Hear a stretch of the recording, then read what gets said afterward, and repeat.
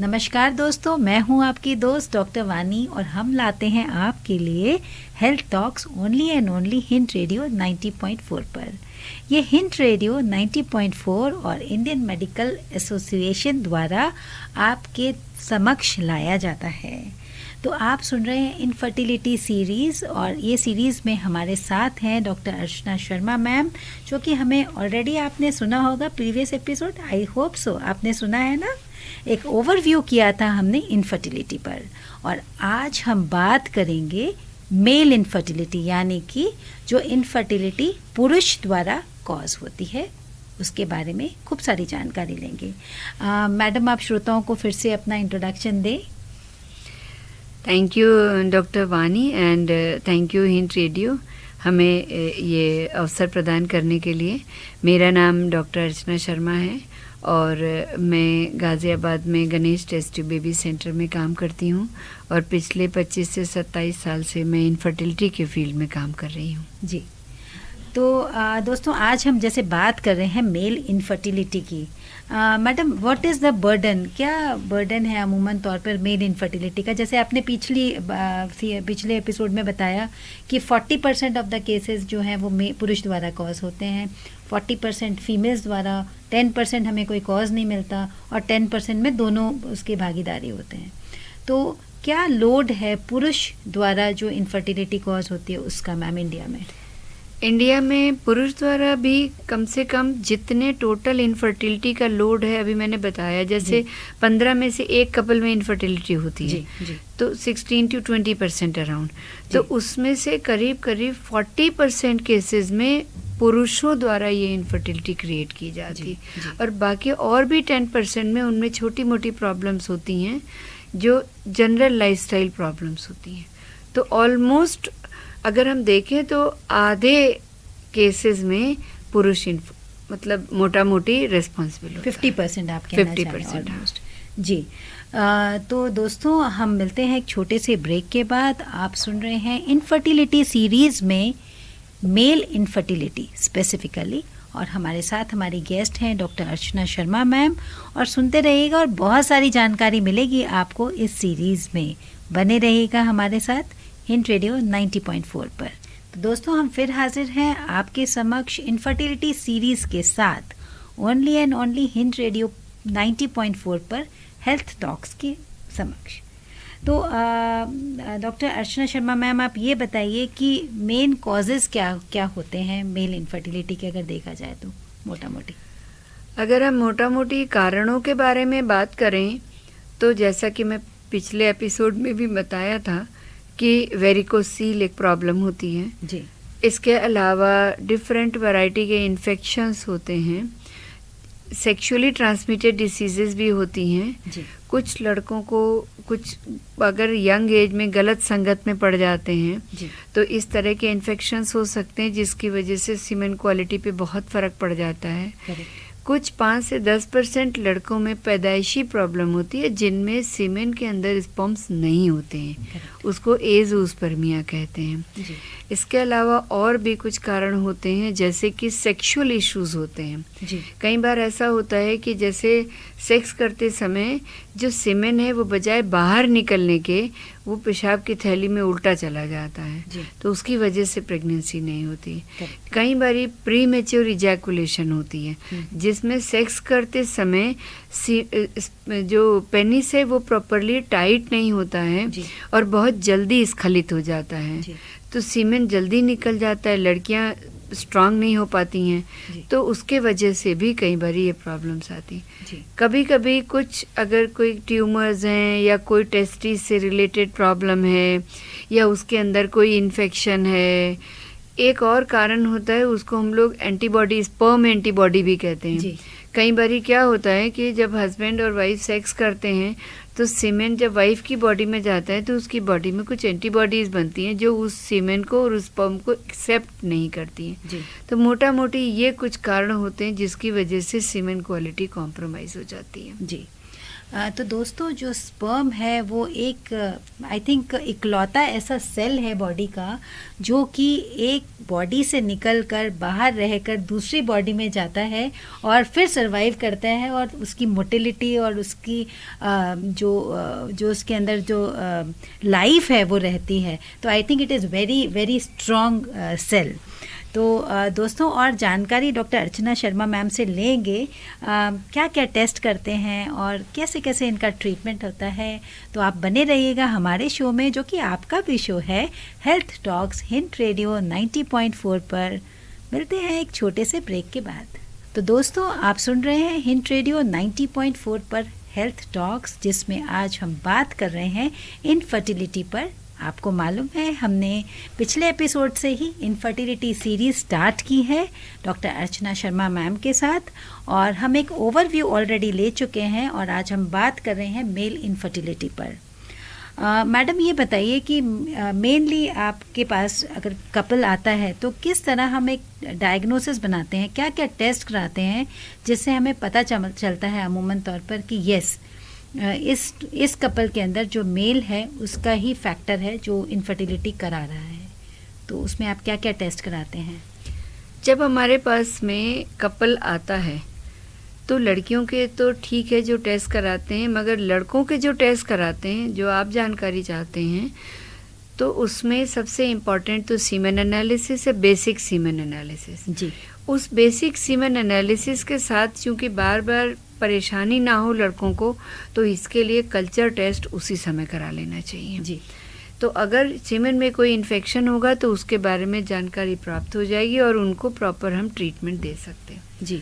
इसके अलावा हम लड़कों में सेक्सुअली ट्रांसमिटेड डिजीज़ेस के लिए भी टेस्ट कराते हैं जी। HIV है, और इसके अलावा जो STD के टेस्ट हैं, VDRL हैं, और STD के टेस्ट है वो भी कराए जाते हैं जी। और इसके अलावा अगर सीमेन में कोई प्रॉब्लम आती है, ये तो बेसिक टेस्ट है। एक और इम्पॉर्टेंट बात, ब्लड ग्रुप ज़रूर कराया जाना चाहिए, मेरा ऐसा मानना है।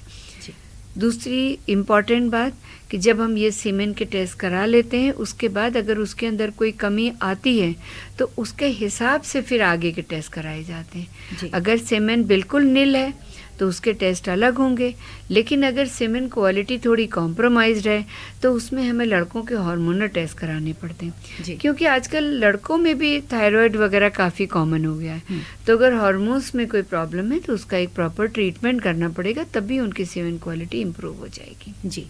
तो दोस्तों हम मिलते हैं एक छोटे से ब्रेक के बाद। आगे हम जानकारी लेंगे मैडम से कि सीमेन एनालिसिस में क्या क्या एहतियात बरतते हैं, क्या क्या आपके डॉक्टर बताएंगे। उसमें बहुत इम्पॉर्टेंट होता है ये टेस्ट, क्योंकि अगर सही रूप से सैंपल नहीं लिया जाए, सही जगह नहीं लिया जाए, सही तरीके से ट्रांसपोर्ट नहीं किया जाए, तो बहुत सारी खामियां इसके अंदर मिल सकती हैं और आपकी सही रिपोर्ट गलत आ सकती है। तो मिलते हैं दोस्तों एक छोटे से ब्रेक के बाद, कहीं जाइएगा नहीं। तो दोस्तों हम फिर हाजिर हैं आपके अपने शो हेल्थ टॉक्स में इनफर्टिलिटी सीरीज़ में, और आज इनफर्टिलिटी सीरीज़ में हम बात कर रहे हैं मेल इनफर्टिलिटी पर, और हमारी गेस्ट और हमारी एक्सपर्ट डॉक्टर अर्चना शर्मा के साथ। अर्चना मैम आप ये बताइए कि जैसे सीमेन एनालिसिस का जो बेसिक टेस्ट है जो मेल इनफर्टिलिटी का, सीमेन एनालिसिस में बेसिकली आप क्या क्या देखते हैं, कौन कौन से पैरामीटर्स देखते हैं, और इसमें आप पेशेंट को क्या हिदायतें देते हैं, क्या आप इंस्ट्रक्शंस देते हैं, ये थोड़ा सा श्रोताओं को बताइए। सीमेन एनालिसिस बहुत इम्पॉर्टेंट इन्वेस्टिगेशन है जी। अगर हम इनफर्टिलिटी की बात करें तो ये पहला इन्वेस्टिगेशन है, और इसको कराने के लिए बहुत सारे केयर लेना ज़रूरी है जी। सीमेन एनालिसिस में मेनली हम स्पर्म की क्वालिटी देखते हैं जी, उनकी क्वांटिटी देखते हैं, और इसके अलावा हम उसमें कितने बाकी चीज़ें लाइक फ्रक्टोज हैं, प्लाज्मा है, सब चीज़ें देखती हैं। और मोटिलिटी भी देखना बहुत इम्पॉर्टेंट है, क्योंकि स्पर्म को वजाइना से लेकर के अंडे के पास तक जाना होता है। तो अगर उनकी मोटिलिटी में कोई प्रॉब्लम है तो वो भी बहुत ध्यान से देखनी चाहिए जी। एक और इम्पॉर्टेंट बात, कम से कम मिनिमम 2 दिन का गैप होना चाहिए सेक्स का, जब मरीज या कोई भी क्लाइंट मेल पर्सन अपना सीमेन टेस्ट के लिए देता है जी। और मैस्टरबेशन के लिए भी कम से कम 2 दिन का गैप होना चाहिए, क्योंकि मैस्टरबेशन में सीमेन निकल जाता है। तो 2 दिन बाद अगर सैंपल देंगे तब आपकी सही रिपोर्ट आएगी जी। मैक्सिमम 7 दिन से ज़्यादा सेक्स का डिफरेंस नहीं होना चाहिए, क्योंकि जैसे जैसे समय निकल जाता है तो उसमें डेड स्पर्म सीमेन के अंदर इकट्ठा हो जाते हैं। Correct. तो वो डेड स्पर्म्स जो है वो सीमेन क्वालिटी को कॉम्प्रोमाइज़ करते हैं, तो रिपोर्ट गलत हो जाती है। और अगर आज हमने सेक्स किया या आज मैस्टरबेशन किया और कल सैंपल दिया तो भी आपको बेटर क्वालिटी सीमेन नहीं मिलेगा, क्योंकि उस सीमेन में 1 दिन पहले आपका सब कुछ निकल गया। तो 24 आवर्स में इतने गुड क्वालिटी स्पर्म्स नहीं बन पाएंगे जी। तो सीमेन एनालिसिस में इन कुछ बातों का ध्यान रखना बहुत ज़रूरी। एक और इम्पॉर्टेंट बात, अक्सर लड़के सीमेन देने पैथोलॉजी लैब में जाते हैं, वो एक कंटेनर दे के लड़कों को बाथरूम में भेज देते हैं जी। इतनी गंदगी होती है वहाँ, टॉयलेट शीट पर बैठ करके जब आप सैंपल दे रहे होते वो पूरा एरिया कितना डर्टी होता है जी। तो अगर इन्फेक्शन नहीं भी होगा तो वो भी रिपोर्ट में आएगा जी। तो इसलिए जितने भी IVF लैब्स होते हैं और गाइडलाइन गवर्नमेंट के सीमेन कलेक्शन चैम्बर्स होते हैं, जहाँ प्रॉपर कंफर्टेबल बिना किसी मानसिक तनाव के लड़के सैंपल दें और अपने प्राइवेट पार्ट्स को अच्छी तरह क्लीन करें, उसके बाद सैंपल दें। ये कुछ बातें बहुत इम्पॉर्टेंट हैं जी मैम।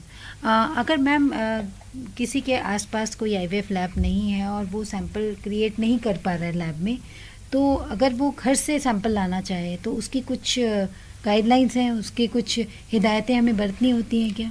बिल्कुल, अगर आप घर से लाना चाहते हैं तो 3 इम्पॉर्टेंट बातें जी। पहली बात तो जो मैंने बताई कि प्राइवेट पार्ट्स को अच्छी तरह क्लीन करके सैंपल दें जी। दूसरी इम्पॉर्टेंट बात ये कि जो सैंपल हम लेंगे उसको ढक्कन बंद करने के बाद में शर्ट की पॉकेट में रखें। अपने बॉडी से वो सैंपल का जो कंटेनर है वो टच होना चाहिए, ताकि उसका टेम्परेचर प्रॉपरली मेंटेन रहे। और मिनिमम 15 मिनट से लेकर मैक्सिमम 30 मिनट्स तक ये सैंपल लैब में पहुंच जाना चाहिए, तभी उसकी रिपोर्ट सही आएगी, क्योंकि उसका सैंपल का लिक्विफिकेशन टाइम है ये। उसके बाद अगर सैंपल जाएगा तो उसकी क्वालिटी बिगड़ जाएगी, रिपोर्ट भी बिगड़ जाएगी। जी मैम, आपने ये बहुत अच्छी बात बताई और ये बहुत इम्पॉर्टेंट है दोस्तों कि ये सैंपल सही टाइम पे सही तरीके से कलेक्ट करना, कंटेनर स्टराइल होना, कंटेनर का भी स्टराइल होना बहुत ज़रूरी है। तो और जानकारी लेंगे मैडम से कि क्या नॉर्मल टाइम होता है स्पर्म के बनने का इन द टेस्टिस, कब हमें सैंपल रिपीट करना चाहिए, कितने दिन में रिपीट करना चाहिए। और आप सुन रहे हैं only and only health talks on hint radio 90.4 पर इनफर्टिलिटी सीरीज़ में मेल इनफर्टिलिटी। तो बने रहिएगा और ट्यून इन रहिएगा। हम आते हैं एक छोटे से ब्रेक के बाद। तो दोस्तों, हम फिर हाजिर हैं आपके अपने शो में हेल्थ टॉक्स। हम आपके लिए लेके आए हैं this new year infertility series, और आज इनफर्टिलिटी सीरीज़ में हम बात कर रहे हैं मेल इनफर्टिलिटी की। और हमारे साथ हैं डॉक्टर अर्चना शर्मा मैम, जो कि हमें खूब सारी जानकारी ऑलरेडी दे रही हैं। अब मैडम से पूछते हैं, मैडम ये जो स्पर्मेटोजेनेसिस होता है, यानी कि जो स्पर्म बनने का एक प्रोसेस होता है, वो कितने दिन लगाता है और कब कब हमें, अगर रिपोर्ट ख़राब आ रही है तो हमें कितने दिन बाद अमूमन तौर पर उसे रिपीट कराना चाहिए? तो इस पे जानकारी दें। सीमेन स्पर्मेटोजेनेसिस का पूरा जो टाइम होता है वो 3 महीने का होता है जी। तो 3 महीने के जब भी कभी सीमेन, एक पर्टिकुलर टेस्ट हमने कराया, स्टेराइल सीमेन कंटेनर लेके सैंपल कराया, अगर उसकी क्वालिटी सही नहीं आ रही है और ओलिगोस्पर्मिया है या क्वांटिटी ख़राब है या मोटिलिटी ख़राब है, तो कम से कम 15 से 20 दिन के गैप पर हम एक बार दोबारा रिपीट करा सकते हैं जी। तो हमें सही जानकारी मिलेगी जी। और 3 महीने का चूंकि इसका लाइफस्टाइल है स्पर्मेटोजेनेसिस का, स्पर्म का, तो अगर हमें कोई ट्रीटमेंट दिया गया, डॉक्टर ने कुछ एडवाइस किया है, तो एटलीस्ट 3 महीने का ट्रीटमेंट लेने के बाद सीमेन एनालिसिस एडवाइस करेंगे और हम रिपीट कराएंगे, तब हमें पता चलेगा कि सीमेन में मेडिसिन से कितना फ़ायदा हुआ है जी। तो एक स्पर्म बनने के लिए 3 महीने का इंतज़ार करना पड़ता है, तो सो इम्पॉर्टेंट। और हर रोज़ जो है एक ह्यूमन बॉडी में, एक मेल ह्यूमन बॉडी में 150 से 200 मिलियन स्पर्म बनते हैं दोस्तों।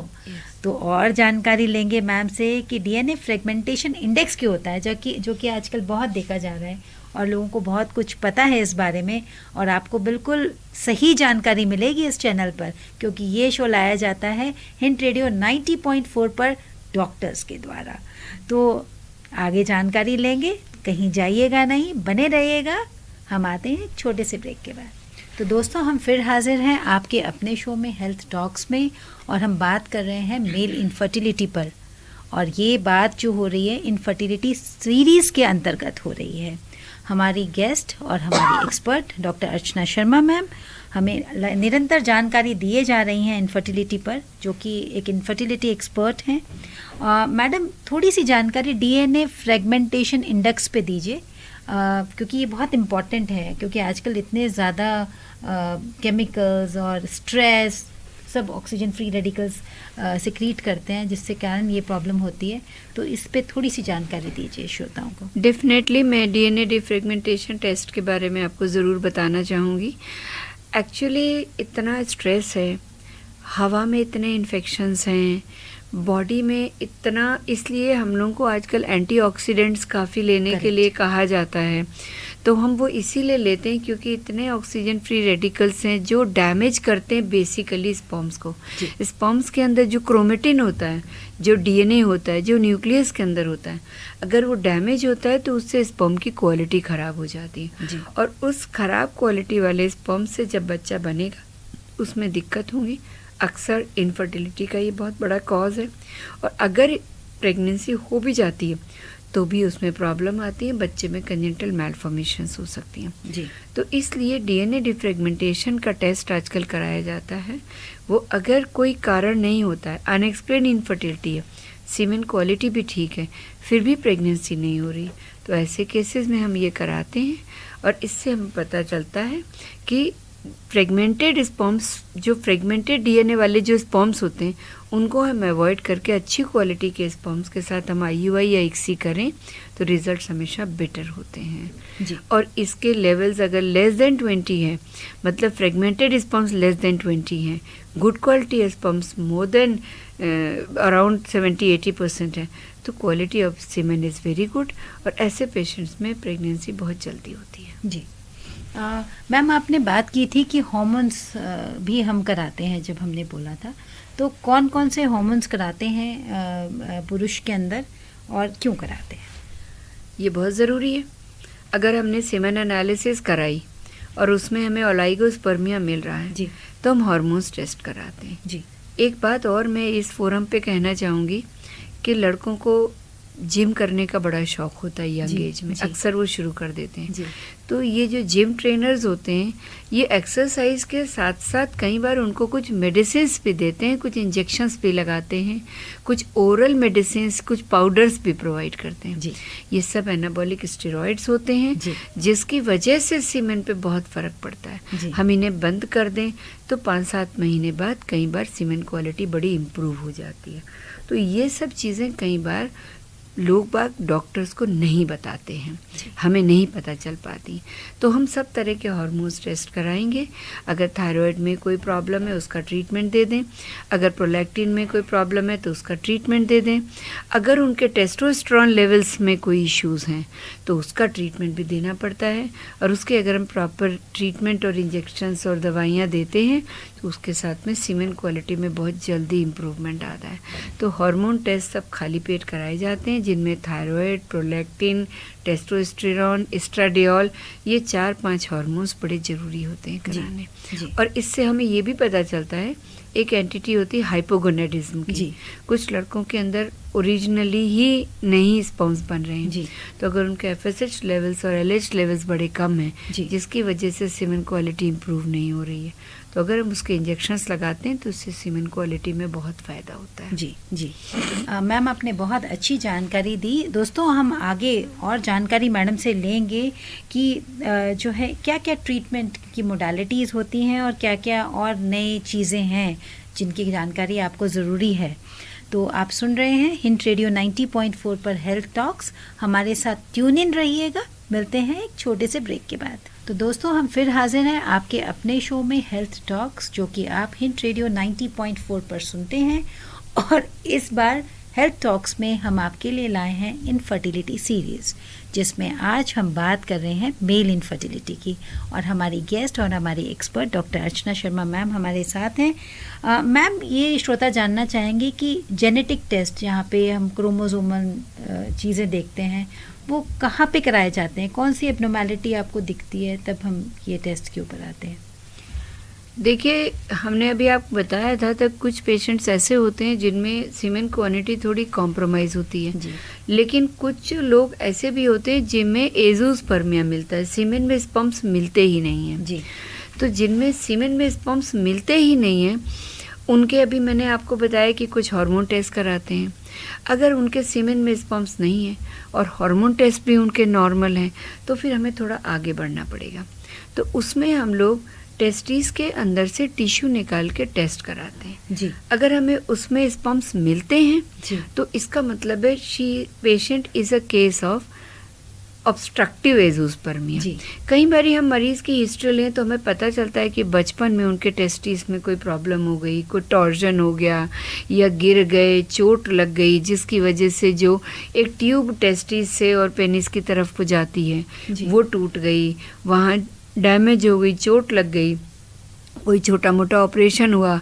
तो ऐसे केसेस में अगर हम सीमेन का टेस्ट कराएं तो एज़ोस्पर्मिया मिलेगा, लेकिन अगर हम टेस्टिस में से टिश्यू निकाल के टेस्ट करें तो उसमें हमें स्पर्म्स मिलेंगे। तो अगर ऑब्स्ट्रक्टिव एज़ोस्पर्मिया भी नहीं है और टेस्टिस में कुछ नहीं मिल रहा है, तो ऐसे केसेस में हम जेनेटिक टेस्ट करा के पता करेंगे कि मरीज़ की या मेल पार्टनर की बॉडी में कोई जेनेटिक इनहेरिटेंस इस तरह की तो नहीं है जिसकी वजह से सीमेन क्वालिटी अच्छी नहीं है या सीमेन एज़ोस्पर्मिक है जी। तो इसमें जैसे कई बारी पैदाइशी जेनेटिक प्रॉब्लम्स होती हैं, तो उसमें मेल और फीमेल पार्टनर्स की हम लोग कैरियोटाइपिंग कराते हैं जी। उससे पता चलता है कोई माइक्रो डिलीशंस हैं, क्रोमोसोमल लेवल पर कोई प्रॉब्लम है, तो फिर उसका एक अलग पैटर्न होता है जी जी।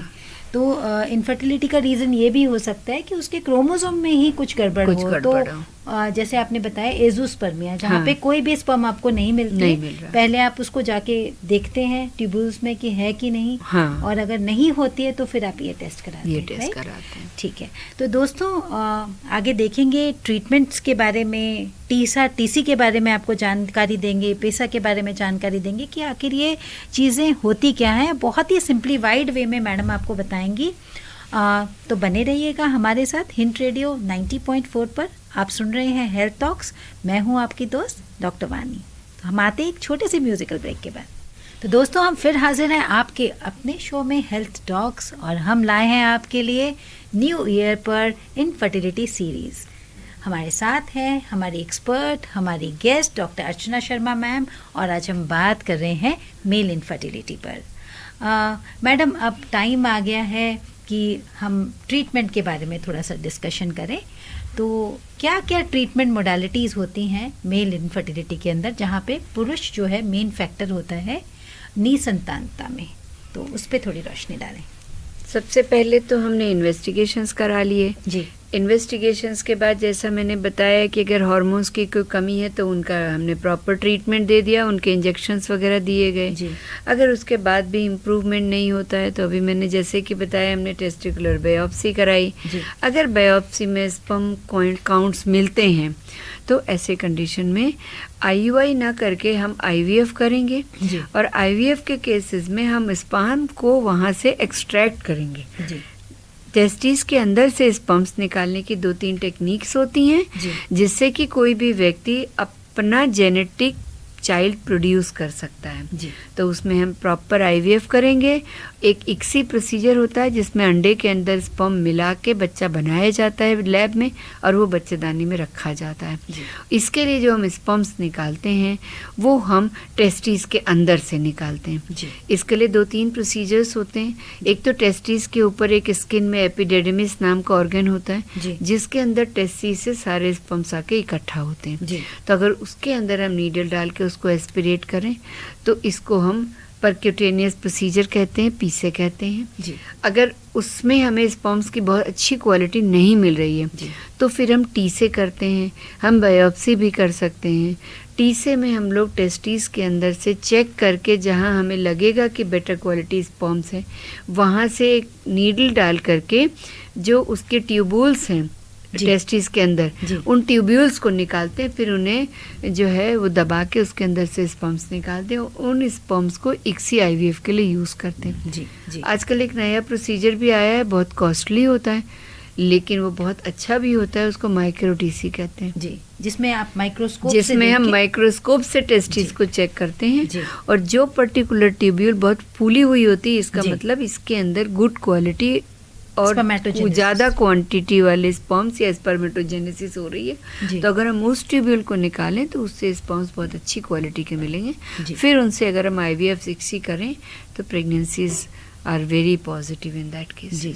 तो दोस्तों डरिएगा नहीं, ये सारी टर्म्स से हम एक पूरा एक एपिसोड करेंगे इस पर, IVF प्रेगनेंसी पर, इक्सी पर, IUI पर, TC पर, सब पर, और आपको पूरी जानकारी देंगे। और अर्चना शर्मा मैम हमारे साथ रहेंगी और पूरी आपको ये मतलब इन आपको बिल्कुल कोई कन्फ्यूजन ही नहीं होगा किसी भी प्रोसेस में। हम मैडम इतना अच्छे से समझाएंगे आपको। तो दोस्तों बने रहिएगा, हम और बात करेंगे मैडम से, कुछ चीज़ें और रह गई हैं जो पूछेंगे और आप हमारा वेट करिएगा। हम मिलते हैं एक छोटे से ब्रेक के बाद। तो दोस्तों हम फिर हाजिर हैं आपके समक्ष आपके ही शो में हेल्थ टॉक्स, और आज हम बात कर रहे हैं मेल इनफर्टिलिटी पर। और आपको पता है हमने स्टार्ट की है, एक एपिसोड कर चुके हैं इनफर्टिलिटी सीरीज़, और आपको मिलेंगी खूब सारी बातें निसंतानता पर, बहुत सारी जानकारी, और ये जानकारी दी जाएगी डॉक्टर अर्चना शर्मा मैम द्वारा, जो कि एक सीनियर इनफर्टिलिटी एक्सपर्ट हैं गाज़ियाबाद में। मैडम आपका क्या संदेश होगा ऐसे लोगों को, ऐसे कपल्स को, क्योंकि आप डे इन और डे आउट ये पेशेंट्स को देखते हैं, तो आपका क्या एक मैसेज है ऐसे कपल्स के लिए? देखिए, अगर आप मैसेज की बात करें तो सबसे इम्पॉर्टेंट बात ये है कि राइट टाइम पर उनकी शादी हो जी। बहुत ज़्यादा जिम जाने की ज़रूरत नहीं है, मतलब आप जिम तो जाएं, लाइफस्टाइल मैनेजमेंट होना ही चाहिए, एक्सरसाइजेस करनी ही चाहिए, लेकिन जिम पर्सन्स के द्वारा दिया गया कोई भी प्रोडक्ट प्लीज आप इस्तेमाल ना करें, यानी कि मेटाबॉलिक स्टेरॉइड्स ना लें। इम्पॉर्टेंट बात ये है, प्रोटीन्स लेने में कोई बुराई नहीं है। इसके अलावा एक नॉर्मल सेक्सुअल रिलेशनशिप का होना बहुत ज़रूरी है। मानसिक तनाव को रिड्यूस करें अगर पॉसिबल है तो, सुबह योगा एक्सरसाइज करें, और पति पत्नी के बीच में अगर एक हार्मोनी बनी होगी तो इनफर्टिलिटी बहुत हद तक कम की जा सकती है। बिल्कुल सही, बिल्कुल सही।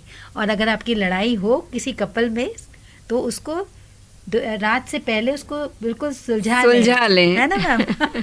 देखिए मैम भी बोल रही हैं, और मैम आप इतने एक्सपीरियंस्ड हैं, तो मतलब लड़ाई करना भी ज़रूरी है। लड़ाई तभी पता चलता है कि आपके बीच में कितना प्यार है, बट उसको सॉल्व कर लें दोस्तों, है ना? ये बहुत अगले दिन के ऊपर ना छोड़ें।